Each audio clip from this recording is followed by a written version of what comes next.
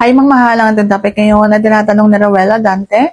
Ang tanong niya ay, masasarapan pa din po ba ang isang babae kung ipagpapatuloy pa ang pag-aanuhan kahit na nalabasan na siya? At ganun pa rin po ba ang pakaramdam? So, ito pag-usapan for today's video. Interesado ka bang malaman kung ano ang kasagot? Please keep on watching para bago yan. Kung bago ka pa lang sa akin channel, please consider to like this video and subscribe my channel.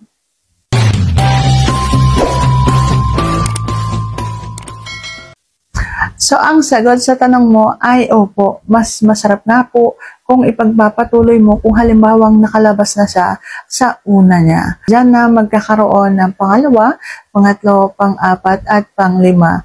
At makakailan pa talaga ang isang babae hanggat hindi ka tumitigil sa iyong ginagawa. Kaya mas masarap, mas makiliti at mas mapapasigaw mo ang isang babae kapag halimbawang tinuloy-tuloy mo yung pag-aanuhan nyo kahit na nakatapos na siya. Kaya yung pakaramdam niyan ay sobrang makiliti po. Sobrang masarap. Yung bang gusto mong panawan ng ulirat. So sana sagot ko ng tamang yung tanong. If you like this video, please consider to like this video and subscribe my channel. Thank you for watching. See you on my next vlog.